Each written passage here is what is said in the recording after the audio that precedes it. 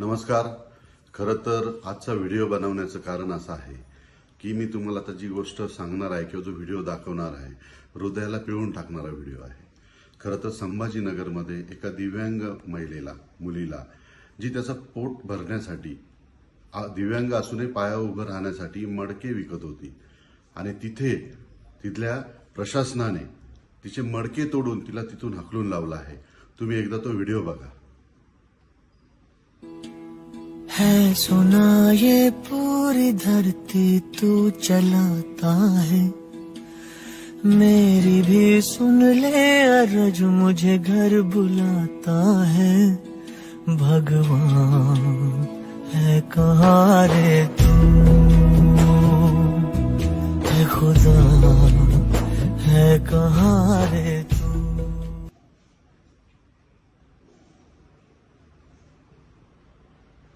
बघितला. खरं तर मला लाज वाटते आहे. संभाजीनगर म्हणतो आपण, त्याचं खरं नाव औरंगाबाद होतं. तर इथल्या ह्या प्रशासनाच्या ह्या अधिकाऱ्यांच्या हे अधिकारी कर्मचारी खरं तर औरंग्याची अवलाद वाटताय मला.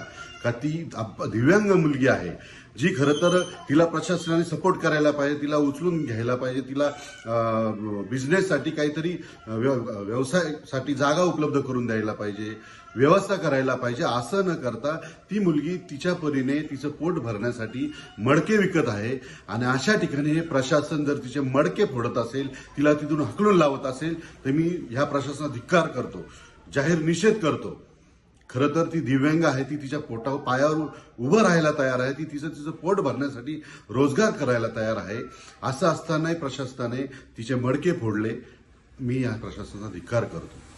खरं तर ते मडके नाही, ती मातीपासून मडके बनवता बनवता ती स्वतःचा संसार उभा करते, स्वतःचा व्यवसाय उभा करते. तिला सपोर्ट करा. ते मडके फोडले नाही, खरं तर तिचे स्वप्न प्रशासनाने फोडले आहे.